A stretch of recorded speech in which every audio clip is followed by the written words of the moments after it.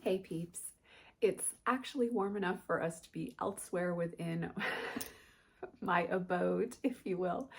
So we are seated on the couch today so that we can have a nice comfy chat and full review of the Witch Sister Tarot by Julia Jeffrey. I have a few things. First of all, this deck has so inspired me that I have a new offering on the Etsy shop based solely around your witchcraft practice using this deck. And I've called the title of this offering, it's Witchcraft.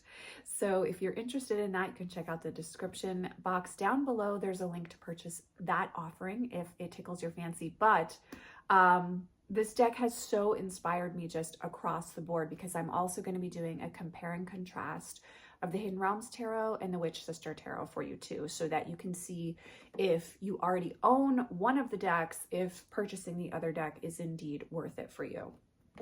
So today's going to be a full review of the deck. I've had the deck for a few weeks now, and I was exposed to it in a shadow work package prior to, and so I've had a while. I feel like I've had plenty of time to understand this deck's personality. I've completely read the guidebook. I gotta be really honest, I'm so fucking in love with this deck. And when it first came out, I decided to sit on it. It's one of those few times where I was like, wow, I was really not tapped into, or maybe it just really wasn't the right time.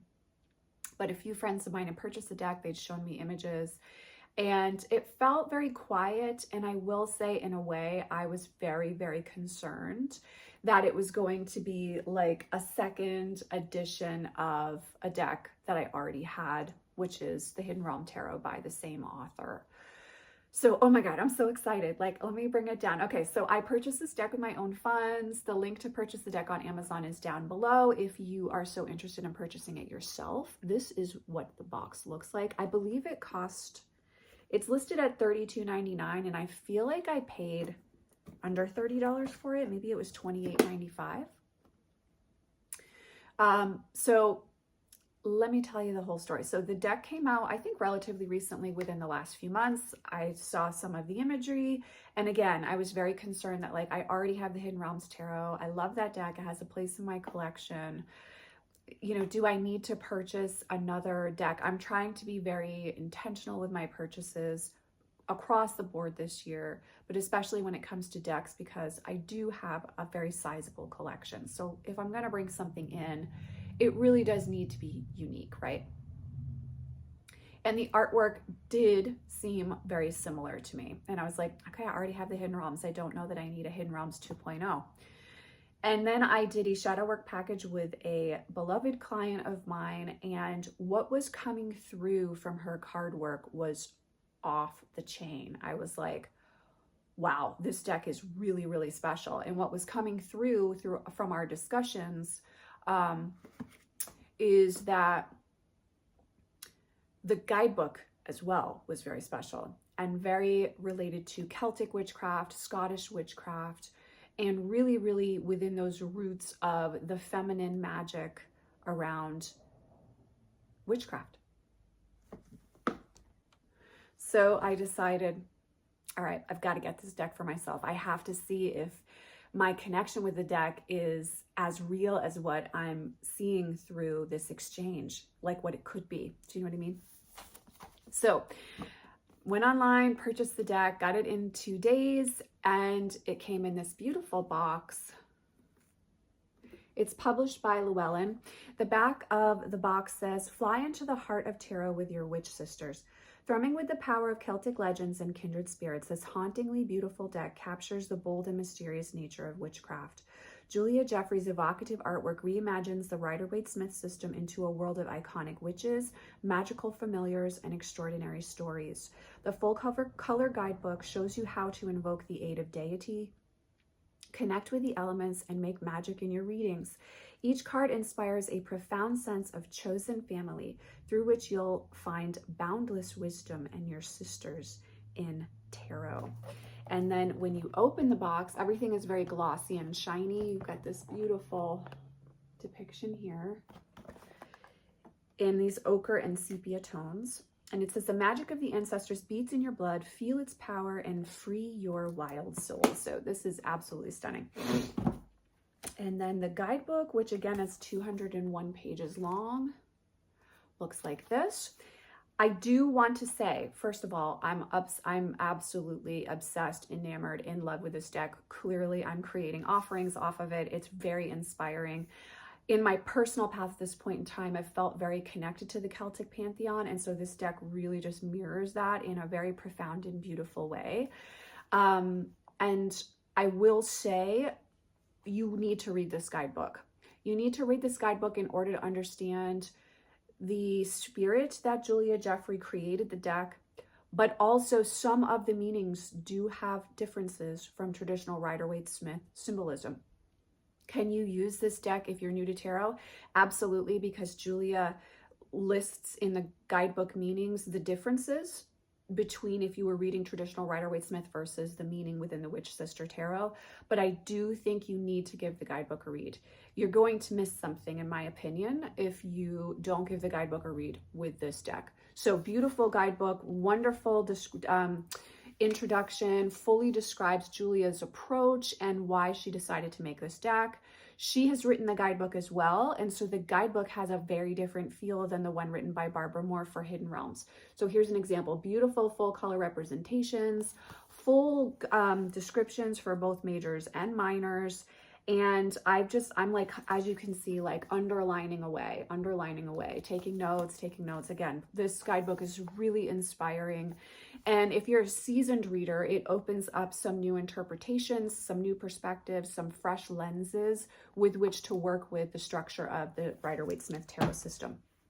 The guidebook's a gem. Read the guidebook, work with the guidebook, come back to the guidebook, journal with the guidebook. I promise you it's going to be worth it. So now let's get into the cards. So the card size is the same as the Hidden Realm Tarot. I love the Hidden Realm Tarot backings. I won't lie. Part of why I slept on this deck for a little while is this backing. I don't like this backing at all, but I'm not really a pink girl. If you're going to give me pink, I need it to be like just ridiculously over the top in your face, like Goddess of Love Tarot. This kind of like faded out peachy pinky tone is not for me. So this is the backing, very glossy cardstock. There's no edging.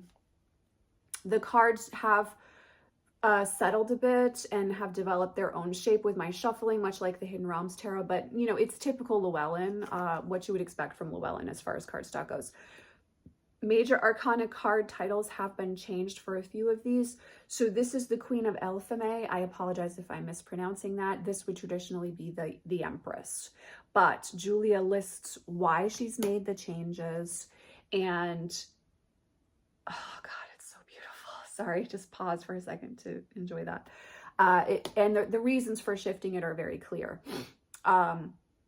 She did change some of the card titles in the Hidden Realm Tarot as well. I think that might have been a beef I had back in the day. I don't have beef with it in this deck because it's based on Celtic witchcraft. And one of my very, very dear, dear, dear sisters within tarot who nudged me in the direction of this deck as well, she described it perfectly. Like the Hidden Realm Tarot feels like something separate that you're kind of getting a glimpse into, a separate realm. This deck feels very much like working human witches. Like you were accessing Fey realm there. Here we're working with human witches and within that lineage. And the chop wood, carry water, aspect of the craft. And so you really feel like this deck is very personally connected with you. It's a totally different feel to the Hidden Realms. Like I said, I'm going to do a compare and contrast, guys. I'm very excited to do it. So it's going to be a lot of fun, but I'll do a full compare and contrast if you're still on the fence. But I just want to say off the bat, totally different voice, reads completely differently, feels differently. This would be the Judgment card typically. But the artwork is still beautiful. Julia Jeffrey's artwork. The moon becomes Moonchild. If you like to work with spirit animal energy, this deck is rife with it. The trees are wands, the skies are swords. The stones are the pentacles. Can I remember what the name of and waters are the cups, suits. So she has changed the name of the suits as well. at this beautiful ace. I always love Julia's aces though. I mean, she just, and like I said, you really need to read the guidebook because the nuance in the, there's the train. Heard that train as a child growing up. The nuances to the title shifts, but also the artistic choices and symbolism are important to understand. For instance, the shock of the lightning bolt here, the elf stroke. It's important to understand why this was included in the tower, which again, she calls the elf stroke card here. It's not just a witch that, or a, you know, a redheaded human witch that looks a little bit like David Bowie. There's a reason for the choices and the color choices that Julia makes, and she lists all of those reasons in the guidebook. So I do think that you want to give the guidebook a read to understand just the wealth and the beauty and the depth that you're getting out of this deck. I'm using it every day personally right now. I've already started doing client readings with it. I've just experienced a student working with it in a shadow work package. It's just, sorry guys, I'm getting over a really bad case of the flu. It's fucking magical. It's a really, really magical deck. This image especially is really, really special to me. This is the Witch of Stones, which would be the Knight of Pentacles in traditional tarot. If you are on the fence about this deck, I would encourage you, especially if you're feeling connected to the Celtic pantheon or to the pagan aspect of your witchcraft practice, and you really want to get back into those elemental roots of a practice that's about connection with the land, with spirit familiars, with the elemental beings, this ancient, but it's an ancient human energy in essence that's connected with the Celtic pantheon, then I think you want this deck. I think you want this deck. And if you enjoyed Hidden Realms Tarot, you will have as much love for this deck, but in a different way than you did for Hidden Realms. So if your concern is similar to mine, and understandable if so, this is not going to be another knockoff deck.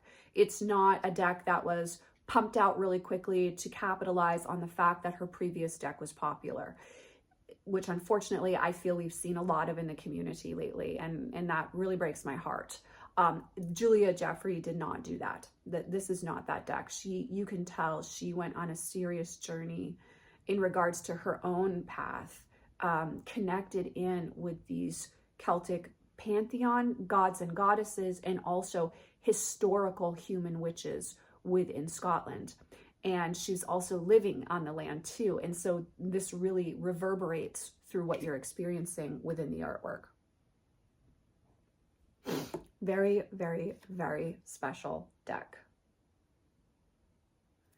And I'm going to show you a few more images. I won't show you everything because I do want to leave some things to surprise. The other thing that I noticed personally is that there's a little more space in the imagery. It's a little less, not that Hidden Realms was too cluttered in any way, shape, or form, because it wasn't.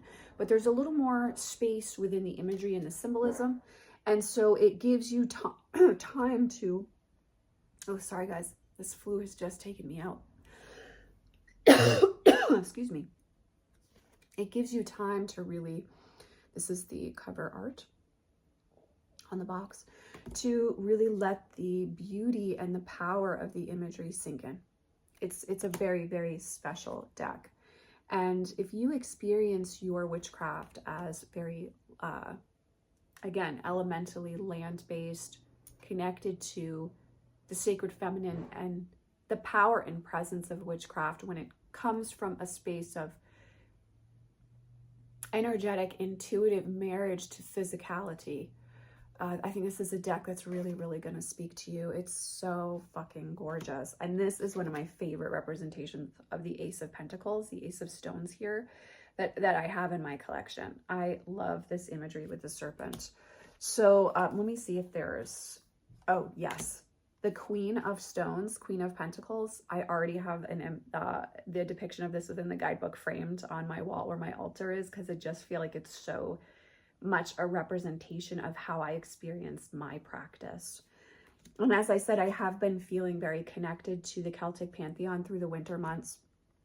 And so this deck is just really the culmination of that energy. It's a physical expression of the beauty of that energy. So I can't speak highly enough of this deck. I love it. I'm definitely going to be doing a compare and contrast video for you guys with Hidden Realms to the Witch Sister Tarot. So if you're still on the fence, please know that that's coming to the channel. I'm hoping to record that this week or next.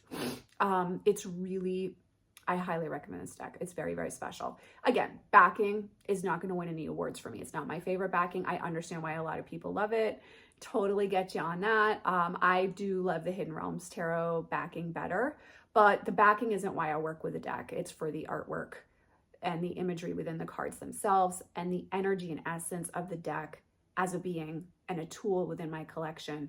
And this deck and I have a lot of work to do together within our community, and I'm super fucking excited to do it. So I highly recommend this deck. It's a very special, it's a very unique tarot deck. It's absolutely gorgeous in my opinion. Let me know your thoughts. Shoot me a comment in the box down below. Let me know if you have it, if you love it, if you don't, if you're on the fence, how you're feeling about it. As I said, the new offering on the Etsy shop is listed in the description box below. As always, huge thank you to my Patreon supporters and to those of you who have donated to the channel this month. I really appreciate it. You guys keep the channel going, allowing us to be able to share in this community together. So I just want to take a moment and thank you. And also just say, I love you guys. It's been just, I don't know, just feeling really very grateful for the journey that we've shared together for this long, and to see what 2024 brings us and our journey together is very exciting to me. So I'm sending you, as always, so much love and many blessings. I'll see you in the next video. Take care.